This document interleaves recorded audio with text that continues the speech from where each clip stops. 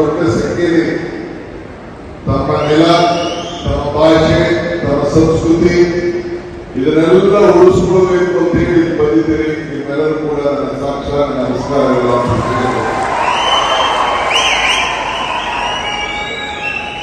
ನಾನು ಆಗಾಗ ಒಂದು ಮಾತು ಹೇಳ್ತಾ ಇರ್ತೀನಿ, if you forget the root you will not get the fruit ಅಂತ. ಹಾಗೆ ನೀವು ನಿಮ್ಮ ಪರಂಪರೆ, ನಿಮ್ಮ ಭೂಮಿ, ನಿಮ್ಮ ಭಾಷೆ, ನಿಮ್ಮ ಸಂಸ್ಕೃತಿ ಉಳಿಸ್ಕೊಳ್ಳಿಕ್ಕೆ ಇವತ್ತು ನೀವೆಲ್ಲ ಹಿರಿಯರು ಈ ಕುಂದಾಪುರದ ಕನ್ನಡ ಹಬ್ಬವನ್ನ ಬೆಂಗಳೂರಿನಲ್ಲಿ ಆಚರಣೆ ಮಾಡಿ ನಿಮ್ಮ ಸಾಂಸ್ಕೃತಿಕವಾದ ಕಲೆಯನ್ನ ಎತ್ತಿ ತೋರಿಸ್ತಾ ಇದ್ದೀರಿ. ನಾನು ಅನೇಕ ಸಂದರ್ಭದಲ್ಲಿ ಒಂದು ಮಾತು ಕೂಡ ಹೇಳಿದ್ದೇನೆ, ದೇವರು ಬಲನ ಕೊಡುವುದಿಲ್ಲ, ಶಾಪವನ್ನು ಕೊಡುವುದಿಲ್ಲ, ಅವಕಾಶ ಮಾತ್ರ ಕೊಡ್ತಾರೆ ಅಂತೀವಿ. ಹಾಗೆ ನಿಮ್ಮೆಲ್ಲ ಸಂಘಟನೆಯವರು ಇಂಥ ಒಂದು ಕುಂದಾಪುರದ ವೈಭವನ್ನ ಈ ಬೆಂಗಳೂರು ನಗರದಲ್ಲಿ ಆಚರಣೆ ಮಾಡಿ ನಿಮ್ಮೆಲ್ಲ ಒಟ್ಟು ಸೇರಿಸಿ ನಾವು ಕರ್ನಾಟಕದ ಹೃದಯ ಭಾಗದಲ್ಲಿ ಇದ್ದೇವೆ ಅಂತ ತೋರಿಸ್ತಾ ಇದ್ದಾರಲ್ಲ, ಇದು ಬಹಳ ವಿಶೇಷ.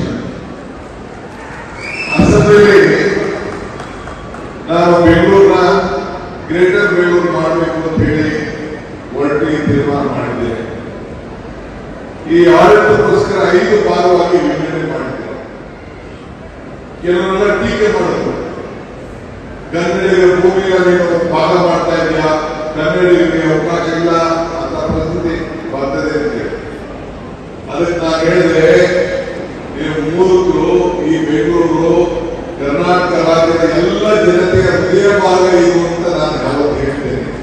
ಹಾಗೆ ಬೆಂಗಳೂರು ಬರೀ ಬೆಂಗಳೂರಿನಲ್ಲಿರೋರು ಅಲ್ಲ, ಇಲ್ಲ ನಾವು ಬೆಂಗಳೂರು ಜಿಲ್ಲೆಯವರು ಮಾತ್ರ ಅಲ್ಲ, ದಕ್ಷಿಣ ಕನ್ನಡ ಜಿಲ್ಲೆ, ಉಡುಪಿ, ಗುಲ್ಬರ್ಗ, ರಾಯಚೂರು ಎಲ್ಲ ಭಾಗದ ಜನರ ಹೃದಯನೇ ಈ ಬೆಂಗಳೂರು ಕೇಂದ್ರ ಸ್ಥಳ.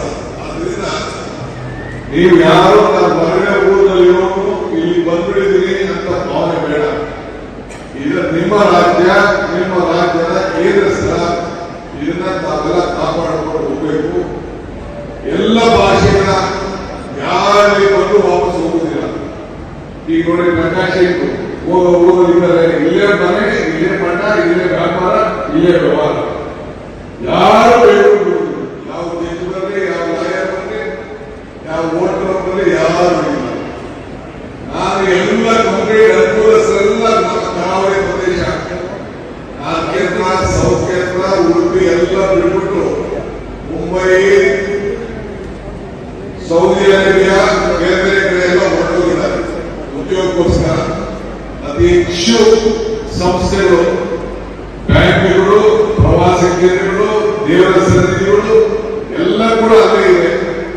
ಅದಕ್ಕೆ ನಾನು ಈಗಾಗಲೇ ಅಸೆಂಬ್ಲಿ ಘೋಷಣೆ ಮಾಡಿದ್ದೇನೆ, 340 ಕಿಲೋಮೀಟರ್ ಇರುವಂತಹ ಪ್ರವಾಸ ಕೇಂದ್ರ ಕರಾವಳಿ ಪ್ರದೇಶದಲ್ಲಿ ಒಂದು ಪ್ರತ್ಯೇಕವಾದಂತಹ ಟೂರಿಸಂ ಪಾಲಿಸಿಯನ್ನ ಮೊದಲು ಮಾಡ್ತೇನೆ ಅಂತ ಹೇಳಿದ್ದಾರೆ. ಆ ಟೂರಿಸಂ ಪಾಲಿಸಿ ಆದ್ಮೇಲೆ ವಿಮಾನ ನಿಲ್ದಾಣದ ಬಗ್ಗೆ ಚರ್ಚೆ ಮಾಡೋಣ. ಏಕೆಂದ್ರೆ ನಿಮ್ಮನ್ನ ಬೇಕು, ನಿಮ್ಮ ಕರಾವಳಿ ಪ್ರದೇಶದಿಂದ ಹೊರಗಡೆ ಬರೋದನ್ನ ನಿಲ್ಲಿಸಬೇಕು, ಅಲ್ಲೇ ಉದ್ಯೋಗಗಳನ್ನ ಸೃಷ್ಟಿ ಮಾಡಬೇಕು, ಅಲ್ಲೇ ನಿಮ್ಮ ಪರಂಪರೆ ಇತಿಹಾಸವನ್ನ ಈ ದೇಶಕ್ಕೆ, ಈ ರಾಜ್ಯಕ್ಕೆ ಪರಿಚಯ ಮಾಡಬೇಕು. ಅದಕ್ಕೆ ನಾವೆಲ್ಲ ಸೇರಿ ಕೆಲಸ ಮಾಡೋಣ. ಆದ್ರಿಂದ ನಾನು ಇಲ್ಲಿ ಬಂದಿರೋದು ಒಂದು ಮಾತು ಹೇಳಿಕೆ ಅಷ್ಟೇ. ಈ DK ಶಿವಕುಮಾರ್ ಉಡುಪಿಯ ಕುಂದಾಪುರ ಜನತೆಯ ಜೊತೆಯಲ್ಲಿ ಇದ್ದಾನೆ ಅಂತ ಹೇಳಿಕೆ ಏನಿಲ್ಲ. ಆಶೀರ್ವಾದ ನಿಂತಿರಲಿ, ನನ್ನ ಸಹಕಾರ ನಿಮ್ಮ ಜೊತೆ ಇರ್ತದೆ. ಒಳ್ಳೆಯದಾಗಲಿ. ನಿಮಗೆ ಪಾರಂಪರಿಕವಾಗಿ, ಐತಿಹಾಸಿಕವಾಗಿ ಆ ಸೌಂದರ್ಯ, ಆ ಕಲೆ, ಸಾಹಿತ್ಯ ಎಲ್ಲ ಕೂಡ ನಿಮ್ಮ ಮೈಗೂಡಿಸುವುದಿದೆ ಪ್ರತಿಯೊಬ್ಬರಿಗೂ ಕೂಡ. ಬರೀ ಮಂಗಳೂರು ಮೀನಂತಿದ್ರು, ಮಂಗಳೂರಲ್ಲ, ಇಡೀ ನಿಮ್ಮ ಕರಾವಳಿ ಪ್ರದೇಶದ ಏನು ನಮ್ಮ ಸಾಹಿತ್ಯ ಸಂಸ್ಕೃತಿ ಇದೆಯಲ್ಲ, ಎಲ್ಲ ಕಾಲದಲ್ಲೂ ಕೂಡ ನಿಮ್ಮ ಮೆಡಿಕಲ್ ಕಾಲೇಜ್ ಮಾತಾಡ್ತಾ ಇದ್ದೀವಿ. ಬರೀ ಉಡುಪಿ ಒಂದು ಪಂಚಾಯತ್ ಮೆಡಿಕಲ್ ಕಾಲೇಜ್ ಇದೆ. ಅತಿ ಹೆಚ್ಚು ಶಿಕ್ಷಣಕ್ಕೆ ಬಹಳ ಪ್ರಸಿದ್ಧವಾದಂತಹ ಈ ನಿಮ್ಮ ಕರಾವಳಿ ಪ್ರದೇಶದ ಇತಿಹಾಸ ನಾನು ಚರ್ಚೆ ಮಾಡಕ್ಕೆ ಹೋಗುವುದಿಲ್ಲ. ನಿಮ್ಮ ಬುದ್ಧಿವಂತಿಕೆ ಬಗ್ಗೆ, ಪ್ರಜ್ಞಾವಂತಿಕೆ ಬಗ್ಗೆ, ನಿಮ್ಮಲ್ಲಿರುವಂತಹ ಶಕ್ತಿ ಬಗ್ಗೆ ನಾವು ಯಾರು ಕೂಡ ಚರ್ಚೆ ಮಾಡಕ್ಕೆ ಹೋಗುದಿಲ್ಲ. ಅತಿ ವಿದ್ಯಾವಂತಿದ್ದೀರಿ, ಬುದ್ಧಿವಂತಿದ್ದೀರಿ, ನಿಮಗೆ ಒಳ್ಳೆಯದಾಗಲಿ.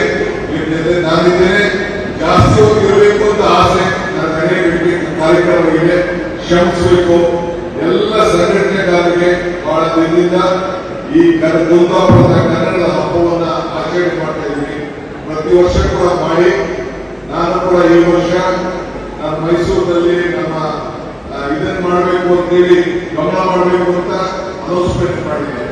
ಚೀಫ್ ಮಿನಿಸ್ಟರ್ ಇಲ್ಲ, ಮಧ್ಯದಲ್ಲಿ ಮಾಡೋಣ, ಬೆಳವಣಿಗೆ ಮಾಡೋದು ಬೇಡ ಅಂತ ಹೇಳಿದ್ರು. ನನಗೆ ನಿಮ್ಮಲ್ಲಿ ಇರುವಂತಹ ಯಕ್ಷಗಾನ, ನಿಮ್ಮಲ್ಲಿರುವಂತಹ ಭರತನಾಟ್ಯಗಳು, ನಿಮ್ಮಲ್ಲಿರುವಂತಹ ಸಾಹಿತ್ಯ ಇವೆಲ್ಲ ಕೂಡ ಬಳಸಿ ಹೋಗಬಾರದು. ಅದಕ್ಕೆ ನೀವೇನು ಕೆಲವು ಬೇಡಿಕೆಗಳನ್ನು ನನ್ನ ಮುಂದೆ ಇಟ್ಟಿದ್ದೀರಿ, ಅದನ್ನೆಲ್ಲ ಕೂಡ ಖಂಡಿತ ನಾನು ಗಮನಿಸ್ತೇನೆ ಅಂತ ಮಾತ್ರ ಹೇಳಿ, ವಿಮಾನ ನಿಲ್ದಾಣವನ್ನು ಬಿಟ್ಟು ಫಸ್ಟ್ ಪ್ರವಾಸಿ ಕೇಂದ್ರ ಮಾಡೋಣ, ಆಮೇಲೆ ಪ್ರವಾಸಿ ಪಾಲಿಸಿ ಮಾಡೋಣ, ಆಮೇಲೆ ಬೇರೆ ವಿಚಾರನ ಯೋಚನೆ ಮಾಡೋಣ. ನನ್ನ ಬಂದು ಮತ್ತೆ ಭೇಟಿ ಮಾಡಿ ಅಂತ ಹೇಳಿ ನಾನು ಮಾತು ಕಳಿಸ್ತೇನೆ. ನಾನು ಹೋಗ್ತಾ ಇದ್ದೀನಿ. ಕ್ಷಮಿಸಬೇಕು, ವೇದಿಕೆ ನಮಸ್ಕಾರ.